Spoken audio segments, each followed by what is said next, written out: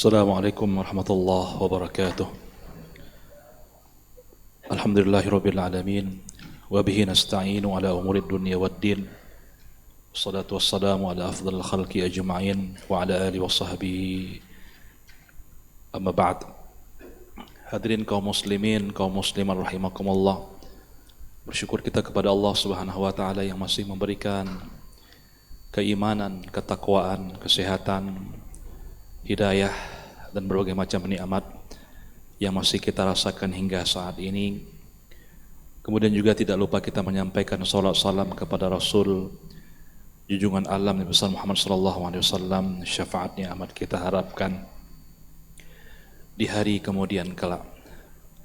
Hadirin rahimakumullah, Imam At-Tirmidzi meriwayatkan dalam hadisnya daripada Ubaidillah bin Walid Al-Wassafi daripada Abi Sa'id Al-Khudri menceritakan, dakhala Rasulullah sallallahu alaihi wasallam musalla.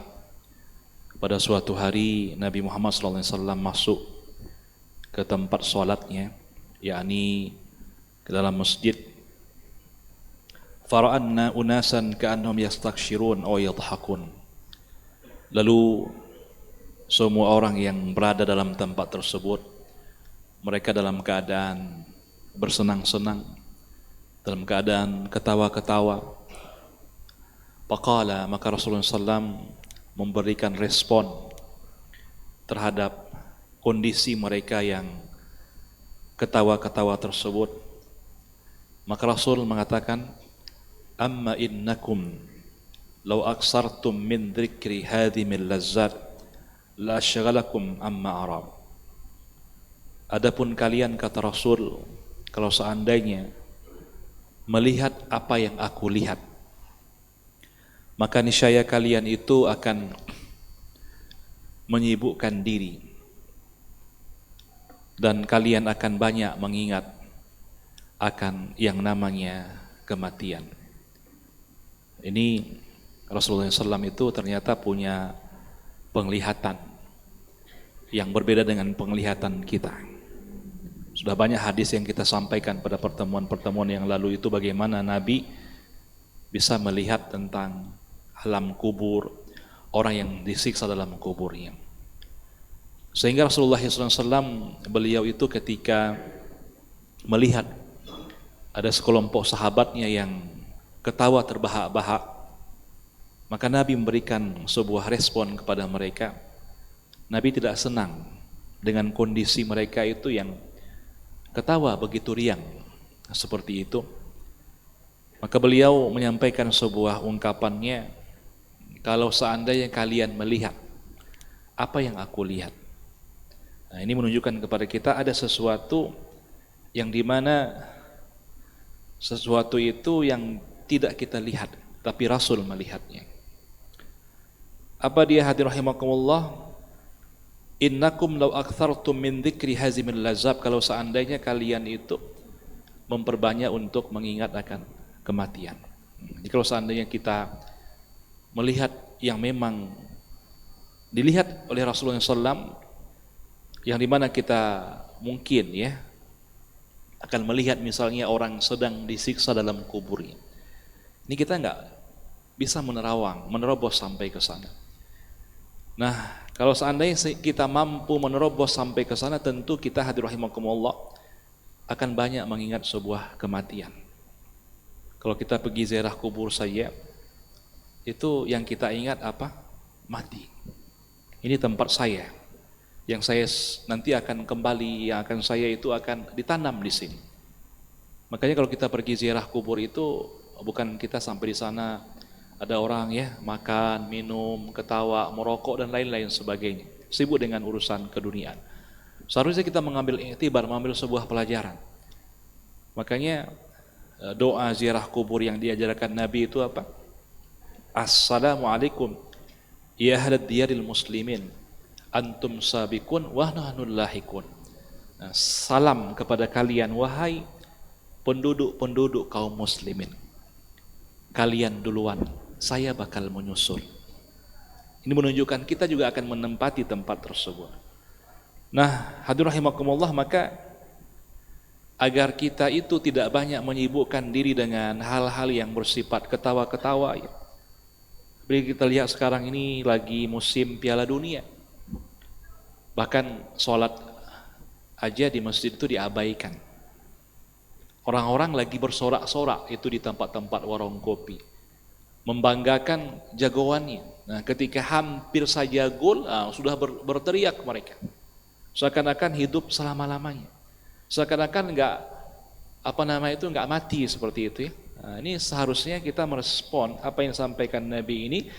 Sama juga Nabi lihat sahabat dalam keadaan ketawa di masjid, maka Nabi mengatakan, kalau seandainya kalian itu ya memperbanyak mengingat pemutus segala nikmat, maka akan menyibukkan diri dengan apa yang aku lihat, yakni kematian. Faksiru dzikra hadhimil lazzat, maka perbanyak oleh kalian mengingat pemutus segala nikmat itu. Fa innahu lam ya'ti yaumun 'alal qabri illa yatakallamu fihi fayaqul. Tidaklah orang ketika dia dibawa ke alam kubur. Minggu lalu kita sudah bicara tentang bagaimana ketika orang itu diturunkan pertama kali ke alam kubur. Apa yang akan dia alami? Kalau hadis ini berbicara tentang apa? Ketika seseorang itu datang ke kuburannya, maka kuburan itu akan berkata kepada dia. Kuburan akan ngomong kepada kita. Apa kata kuburan itu? Ana baitul gharabah. Saya rumah yang asing katanya. Pak, Bu, Abang ya. Kita lihat kuburan. Kuburan itu jauh daripada tempat-tempat orang yang ramai. Terutama terasing dia karena memang kita lihat digali ya. Itu minimal sekali itu seukuran pinggang. Sehingga tidak digali oleh binatang buas. Kita hanya di situ itu jauh. Enggak ada yang lain. Enggak ada orang punya rumah di situ ya. Dalam artian kalau di kampung-kampung itu kuburan itu diasingkan, jauh daripada tempat keramaian. Itu dia akan mengatakan, wahai si fulan, saya itu rumah yang terasing. Ana baitul wahda. Saya rumah yang sendiri. Ini dalam kubur itu enggak ada. Kita itu rame-rame, enggak ada, sendiri.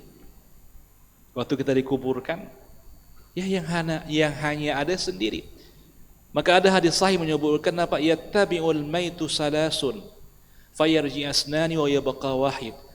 Ketika orang itu meninggal dunia, maka 3 yang mengiringinya. Kita diantar oleh 3 orang. 3 hal, apa aja? Ahluhu, keluarganya. Anak, istri kita mengantarkan kita. Wa maluhu, dan ada harta kita yang juga ikut.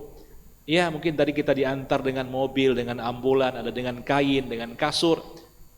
Tetapi yang 2 tadi, keluarga, ayah, ibu, anak, istri, itu pulang semuanya. Ya, suami itu pulang semua, enggak ada yang diam dengan kita. Maka disebut dengan apa? Ana baitul wahda, saya rumah yang sendirian di dalam. Kalau kita di dunia ini orang masuk rumah sakit, ada pendamping. Kalau kita masuk penjara, ada orang yang mengunjungi kita. Tapi kalau kita masuk kubur, enggak ada istri yang mengatakan, "Bang, malam pertama saya akan temani abang," enggak ada. Maka kuburan itu adalah betul-betul sendirian. Ana baitut turab katanya. Saya adalah rumah tanah. Lihat di dunia ini kalau kita punya kamar ya, itu ada keramiknya. Ya, subhanallah ini masjid ya. Kalau kita diturunkan ke bawah, kanan tanah, kiri tanah, atas tanah, bawah tanah. Kalau hujan berbecek. Ya, itu tempat kita yang kita bakal alami hadir rahimakumullah. Ini yang disampaikan oleh Rasulullah SAW kepada kita. Ana baitud dud, saya adalah rumah daripada ulat atau ya cacing-cacing. Kita nanti tubuh kita ini akan disergap oleh cacing-cacing itu. Kecuali orang-orang yang syahid, yang berjuang di jalan Allah, tentu mereka tidak akan dimakan oleh cacing-cacing itu. Bukan hanya sekedar cacing, nanti mungkin minggu depan saya akan sebutkan itu hadis-hadis terkait dengan jenis-jenis adab kubur. Ini belum sampai ke situ kajian kita. Ini menunjukkan kepada kita ada 4 daripada bentuk kuburan itu. Dia terasing, dia tersendiri. Kemudian dia penuh dengan tanah. Kemudian isinya itu ada cacing dan ada beberapa binatang buas yang lain. Fa'idha dufinal abdul mu'min qala lahul qabru marhaban wa ahlan. Kalau yang dikuburkan itu adalah orang-orang yang beriman, orang-orang yang mengerjakan amal saleh, maka kuburan itu akan berkata apa? Ahlan. Ahlan itu kalau datang tamu ke rumah kita ucapkan apa? Ahlan wa sahlan. Ahlan artinya kau jadi keluargaku. Marhaban, selamat datang artinya. Kuburan berkata itu selamat datang kepada kita. Ini menandakan kita orang yang baik. Amma in kunta ahlahu may yamshi ala dhahri, kau adalah orang yang paling aku sukai yang berjalan di atasku, katanya. Subhanallah. Ternyata belum meninggal dunia kita sudah dianggap orang yang paling baik oleh tanah kuburan tersebut. Wa idza wallaitaka al-yawm wasirta ilayya fasadarasani bika fayatasi'u lahu mudda basarihi wa yuftahu lahu babul ilal jannah. Ketika dia dikuburkan dan dia kuburan itu berkata, kau telah pergi kepadaku, maka lihatlah apa yang aku akan lakukan kepadamu. Ternyata kuburan itu ya meluaskan akan daripada ukurannya dan dibentangkan kepadanya itu akan surga. Ini bagi orang-orang yang beriman kepada Allah. Wa idza dufina al-'abdul kafir awil fajir qala lahul qabru la ahlan wala marhaban. Namun kalau yang dikuburkan itu orang jahat, tidak pernah sholat, ahli maksiat, banyak dosa, apa kata kuburan itu? La ahlan, nggak ada selamat datang kepadamu, katanya. Bayangkan, kalau kita pergi ke rumah orang, baru sampai di depan pintu itu, orang itu tutup pintu. La ahlan, dibilang, nggak ada selamat datang buat. Kecewa kita kan? Kita pun pergi lagi pulang ke tempat yang lain, tapi nggak bisa pergi karena memang sudah menjadi sebuah keharusan kita masuk dalam kubur itu. Maka orang-orang yang bermaksiat itu, wala'iyadzubillah, itu ditolak oleh kuburan dengan kata-kata nggak ada selamat datang kepadamu. Kemudian dia mengatakan, amma in kunta la abghadu ma yamshi 'ala dhahri, kau adalah orang yang paling aku benci yang berjalan di atas tubuhku. Ternyata kalau seandainya kita bermaksiat, itu kuburan itu nggak suka dengan kita. Ya, dan kemudian pula ya dia itu kata Rasulullah SAW, falyatasim alaihil qabru hatta taltaqi wa takhtalifa adlamuha. Kuburannya pun menyempit dan dia dikepit oleh kuburan itu sehingga patahlah tulang belakangnya. Ini hadis menunjukkan kepada kita betapa mengerikan alam kubur itu. Dan 2 kondisi orang dalam kubur. Bisa saja dia Allah bentangkan surga atau Allah bentangkan neraka buat dia. Tergantung daripada amal salehnya. Bisa saja kuburan itu mengatakan apa? Selamat datang, marhaban. Ya, seperti orang menyambut tamu dengan sukaria, atau kita ditolak oleh kuburan. Ya, enggak ada selamat datang buat. Maka dari itu saya mengajak diri saya dan seluruh jamaah, mari kita beramal saleh, berbuat kebaikan sehingga kita masuk kubur dalam keadaan senang, dan kubur itu menerima kita dengan senang pula, sehingga ini menunjukkan kita sebagai penduduk surga. Subhanakallah wa bihamdika asyhadu an la ilaha illa anta astaghfiruka wa atubu ilaik. Assalamualaikum warahmatullahi wabarakatuh.